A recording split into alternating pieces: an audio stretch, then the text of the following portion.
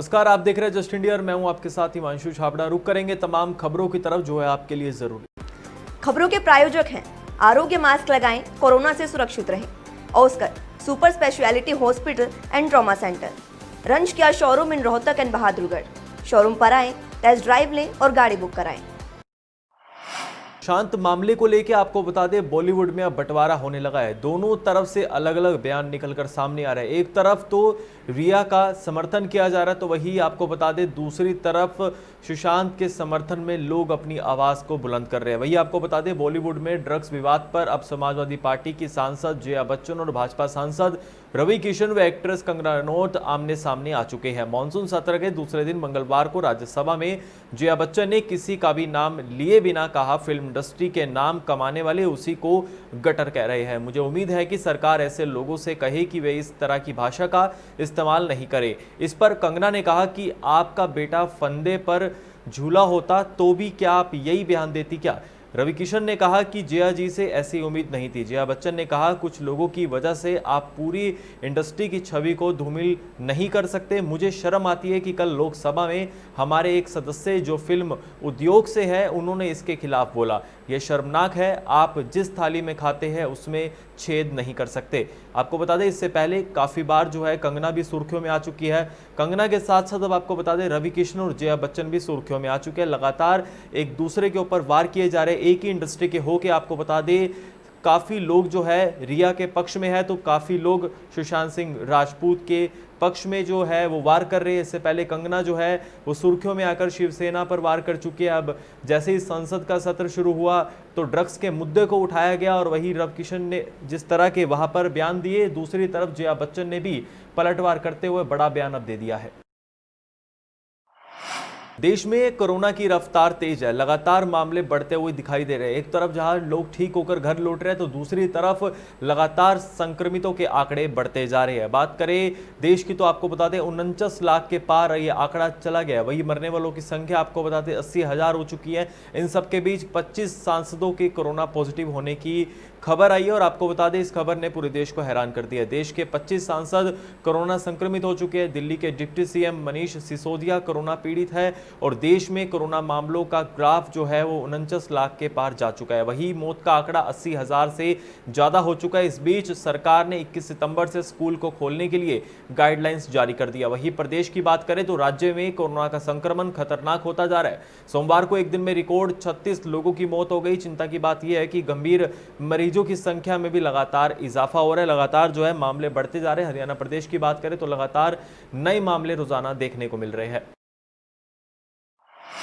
वही आपको बता दें हरियाणा के होडल में बदमाशों के हौसले इतने बुलंद है कि बदमाश दिन दिहाड़े गोलियां चलाने से नहीं चूकते। आए दिन गोली चलाना अब आम बात हो गई है। लगता है कि पुलिस का बदमाशों को कोई खौफ नहीं है। ऐसा ही मामला आज फिर सामने आया। होडल न्यू सड़क मार्ग पर गांव सोन में बने सरकारी अस्पताल का यह मामला है, जहां पर आपको बता दें बाइक सवार बदमाशों ने एक स्विफ्ट गाड़ी पर दिन दिहाड़े कर गोलियां चलाई। इसी के साथ ही जिसमें गाड़ी में बैठे 4 युवकों में से एक युवक को 2 गोलियां लगी है। गोली चलने की सूचना मुदकटी थाना पुलिस को दी गई, लेकिन आपको बता दें सूचना के बाद भी पुलिस 1 घंटे की देरी से पहुंची। घायल के साथी मुकेश ठाकुर ने बताया कि वह गाड़ी में अपने साथी के साथ कोरोना टेस्ट कराने के लिए सौंद के सरकारी अस्पताल में आया था, लेकिन जैसे ही उनकी गाड़ी अस्पताल में घुसने लगी तभी 2 बाइकों पर 4 युवक आए और आते ही उन्होंने उनकी गाड़ी पर अंधाधुंध गोलियां चलानी शुरू कर दी। आपको बता दें इस दौरान काफी राउंड फायरिंग की गई। मुदकटी थाना प्रभारी रामबीर डागर ने कहा कि पुलिस ने मौके पर पड़े गोलियों के खाली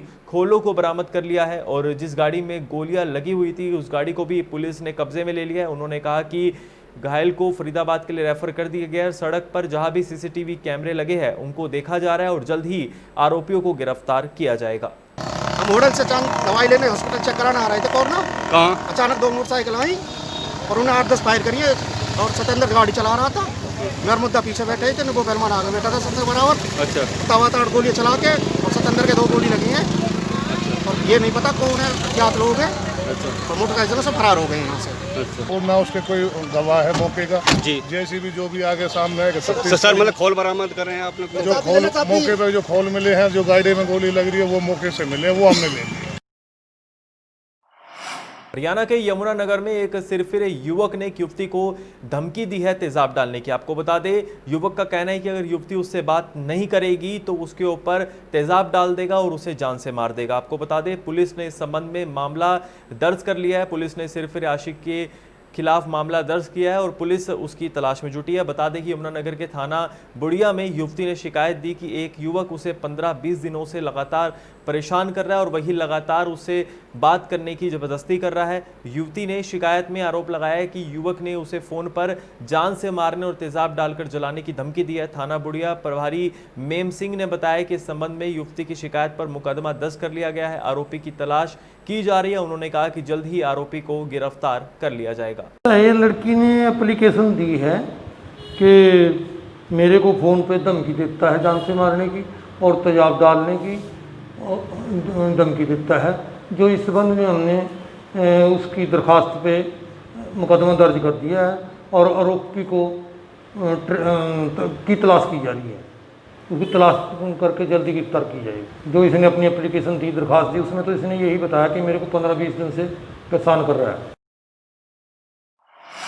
सरकार द्वारा जारी 3 किसान अध्यादेशों पर लगातार किसान विरोध कर रहे हैं। बीते कुछ दिन पहले प्रदेश में एक भारी विरोध देखने को मिला, जहां पर किसानों के ऊपर लाठीचार्ज किया गया। आपको बता दें, जिसके चलते अब किसानों ने कुरुक्षेत्र में लघु सचिवालय के गेट के सामने धरना प्रदर्शन का आयोजन किया। और वही आपको बता दें, धरना प्रदर्शन में किसानों ने सरकार के खिलाफ जमकर नारेबाजी करते हुए कहा कि प्रदेश भर में सभी किसान संगठन 19 सितंबर तक धरना प्रदर्शन करेंगे। यदि सरकार 19 तक अध्यादेशों को वापस नहीं लेती तो 20 सितंबर को सभी किसान संगठनों के द्वारा राज्य के सभी नेशनल हाईवे को जाम करेंगे। किसानों ने गृह मंत्री अनिल विज पर निशाना साधते हुए कहा कि गृह मंत्री ने किसानों पर लाठीचार्ज न होने की बात कहकर किसानों का अपमान करने का कार्य किया है।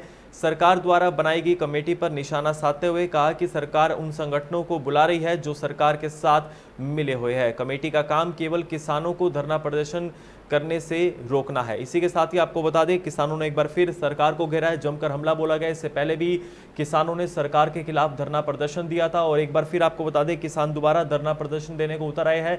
उन्होंने चेतावनी दी है कि अगर उनकी मांगों को पूरा नहीं किया गया तो हाईवे को जाम करेंगे। बीते कुछ दिन पहले प्रदेश भर में काफ़ी किसानों ने रोष प्रदर्शन किया था। इसी के साथ ही आपको बता दें, किसानों पर लाठीचार्ज भी किया गया था। उसी लाठीचार्ज के बाद प्रदेश में सियासत शुरू हो गई थी।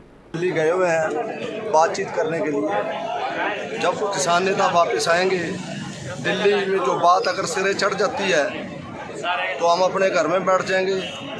अगर सिरे नहीं चढ़ती तो 19 तारीख तक लघु सचिवालय सारे हरियाणा में हम धरने देंगे और 20 तारीख को हरियाणा के सारे स्टेट हाईवे जाम कर देंगे।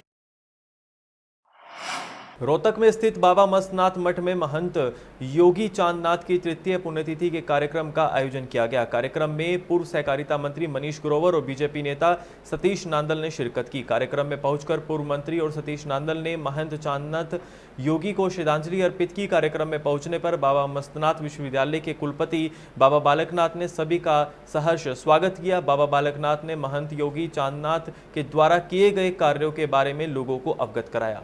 इसी के साथ ही आपको बता दें, वहाँ पर काफ़ी लोग मौजूद रहे और वहाँ पर जो है आज कार्यक्रम का आयोजन हुआ। कार्यक्रम में पहुँचने पर बाबा मस्तनाथ विश्वविद्यालय के कुलपति बाबा बालकनाथ ने सभी का सहर्ष स्वागत किया। बाबा बालकनाथ ने महंत योगी चांदनाथ के द्वारा किए गए कार्यों के बारे में लोगों को अवगत कराया। इस दौरान आपको बता दें, वहाँ पर काफ़ी लोग मौजूद रहे। कोरोना संक्रमण को रोकने के लिए प्रशासन ने कोरोना नियमों को ध्यान में रखते हुए कुरुक्षेत्र और पेवा जैसे तीर्थ स्थलों पर 17 सितंबर को अमावस्या के दौरान भक्तों के जमावड़े पर हरियाणा सरकार ने प्रतिबंध लगा दिया है। इस पर कुरुक्षेत्र विकास बोर्ड के सीईओ कपिल कुमार ने कहा कि कोरोना महामारी बड़ी तेजी से फैल रही है। इसी को देखते हुए ब्रह्म सरोवर, सन्निहित सरोवर और पेवा के धार्मिक स्थल पर 17 सितंबर को अमावस्या को लेकर प्रतिबंध रहेगा, ताकि कोई यात्री यहां पर ना आ सके, क्योंकि 17 तारीख को देश भर में श्राद्ध समाप्त होंगे और लोग भारी संख्या में इस दिन पिंड दान करने भी आ सकते हैं। इस दौरान आपको बता दें, वहां पर जो है अब किसी को आने नहीं दिया जाएगा, क्योंकि जिस तरह से अब 17 तारीख को श्राद्ध जो है वो समाप्त हो रहे हैं, लोग भारी संख्या में पहुंचेंगे पिंडदान करने के लिए। तो इसी को लेकर कोरोना की महामारी को देखकर जो है वहां पर ये सावधानी के लिए रोक लगाई गई है कि अब वहां पर तीर्थ स्थल पर जो है कोई नहीं आएगा। और इसी को देखते हुए आपको बता दें, पहले भी जो है काफ़ी बार रोक लगाई जा चुकी है। कोरोना महामारी को देख के काफ़ी तीर्थ स्थलों पर रोक लगाई गई थी। शासन के द्वारा आने वाली 17 तारीख को अमावस्या के अवसर पर लोगों का जमावड़ा किसी तरह का ना हो, इस संदर्भ में प्रोहिबिटरी ऑर्डर जो है वो जारी किए गए हैं। इसलिए मेरी सभी नागरिकों से ये प्रार्थना है कि सन्निहित सरोवर पर व ब्रह्म सरोवर पर आने वाली 17 तारीख को किसी तरह के धार्मिक आयोजन हेतु वो ना आए। प्रदेश भर में सरकार के खिलाफ चल रहे किसानों, पीटीआई अध्यापकों के धरना प्रदर्शन के चलते हरियाणा ग्रामीण चौकीदार सभा ने रोहतक के मानसरोवर पार्क में प्रदेश सरकार के खिलाफ प्रदर्शन करते हुए अपनी मांगे रखी। अपनी मांगे रखते हुए चौकीदारों ने सरकार से वेतन बढ़ाने की मांग की। प्रदेश सरकार पर आरोप लगाते हुए कहा कि प्रदेश सरकार ने चुनाव से पहले चौकीदारों की पीएफ लागू करने की बात की थी, लेकिन सरकार द्वारा अभी तक कोई पीएफ लागू नहीं किया गया। चौकीदारों ने सरकार से डी ग्रुप में शामिल करने और 18,000 मासिक वेतन देने की भी मांग की। सेवा मुक्ति के समय कम से कम 2 लाख रुपए देने की भी मांग की गई है। इसी के साथ ही आपको बता दें, एक तरफ जहां किसान विरोध कर रहे हैं, दूसरी तरफ पीटीआई अध्यापक काफ़ी दिनों से विरोध कर रहे हैं। वही जो प्रदेश में चौकीदार है वो भी सरकार का विरोध करने पर उतर आया, प्रदर्शन किया है रोहतक के मानसरोवर पार्क के पास, और उनका कहना है कि उन्हें पीएफ की सुविधा दी जाए और वही साथ ही साथ अन्य सुविधा की भी उन्होंने बात की। 18,000 मासिक वेतन की वहाँ पर बात की गई है। काफ़ी मांगों को उठाते हुए वहाँ पर आज चौकीदारों ने अपनी आवाज़ को बुलंद किया। चौकीदारों के पीएफ लागू करने के लिए और गांव में मृत्यु के इंदिराज में पंजीकरण पे 300 रुपये प्रति व्यक्ति देने की घोषणा की थी विधानसभा चुनाव से पहले सितंबर 19 में, परंतु अभी तक न तो पीएफ लागू है न वो है, केवल घोषणा की थी। ये मृत्यु के इंदिराज बारे चिट्ठी जरूर आई है, परंतु वो पैसे नहीं मिलने पड़े। दूसरी बात, हरियाणा के चौकीदारों को न्यूनतम वेतन नहीं मिलता। हमारी मांग है हरियाणा सरकार का कम से कम न्यूनतम वेतन लागू किया जाए। इन्हें केवल 7,000 रुपये मिलते हैं और न्यूनतम वेतन 18,000 रुपये लागू किए। केंद्र सरकार द्वारा जारी किसान विरोधी 3 अध्यादेश लाने और पीपली रैली के दौरान किसानों पर हुए लाठीचार्ज के विरोध में भारतीय किसान यूनियन आज से हरियाणा के सभी जिला मुख्यालयों पर धरना दे रही है, जिसके चलते यमुनानगर के जगाधरी में अनाज मंडी के गेट पर भाकियू ने धरना प्रदर्शन किया। यह धरना 19 सितंबर तक जारी रहेगा। इसके बाद भी अध्यादेश वापस नहीं लिए गए तो 20 सितंबर को हरियाणा में सड़कें जाम की जाएगी, ये चेतावनी दी गई है। भारतीय किसान यूनियन के जिला प्रधान संजू गुदियाना ने बताया कि सरकार किसानों को मारने का काम कर रही है। पहले 3 अध्यादेश लाए गए और उसके विरोध में उन्होंने रैली की तो उन पर लाठीचार्ज हुआ। इससे पहले भी आपको बता दें, किसान जो है सरकार का विरोध कर चुके हैं, किसानों पर लाठीचार्ज हुआ और उसके बाद सियासत कहीं ना कहीं शुरू हुई। विपक्ष ने किसान का समर्थन किया, तो वही आपको बता दें सरकार ने अभी अध्यादेशों को वापस नहीं लिया, लेकिन लगातार जो है अध्यादेशों को लेकर किसान अभी भी विरोध कर रहे हैं। अब वही जो विरोध है 19 सितंबर तक जारी रहेगा। अगर सरकार उनकी मांगे नहीं मानती तो 20 सितंबर को हाईवे और रोड को जाम किया जाएगा।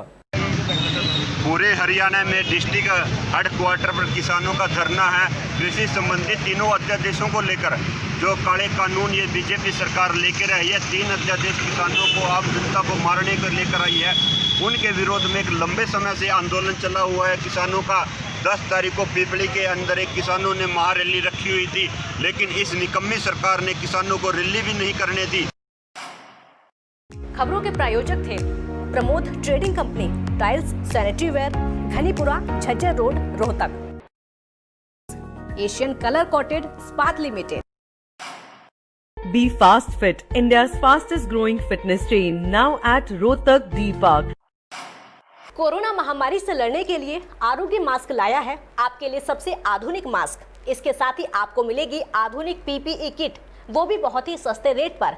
contact@arogyamask.com पर जाएं और हमसे संपर्क करें या फिर www.arogyamask.com से जुड़ें। इसके साथ ही आप हमें कॉल कर सकते हैं। हमारा पता है Anand international, plot number 181, sector 25, Panipat, Haryana.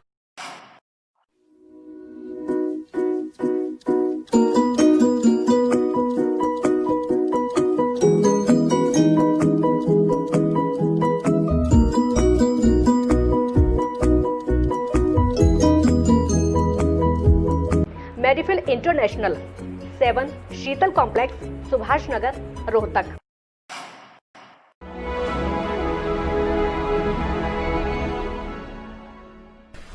चाचा, आपने नया घर बनवाया है तो घर की छत पर कौन सी शीट लगवाई है? बेटा, मैंने अपने घर की छत पर एशियन शीट लगवाई है, क्योंकि वो कभी न मिटने वाले ओरिजिनल निशान की चादरें हैं। साथ में ISI का चिन्ह, 5 साल की वारंटी के साथ साथ पैसों का सही मूल्य देने वाली वही इकलौती शीट्स है। क्योंकि नाम नहीं, पहचान जरूरी है। इस बुलेटिन में बस इतना ही। देखते रहिए जस्ट इंडिया न्यूज। नमस्कार।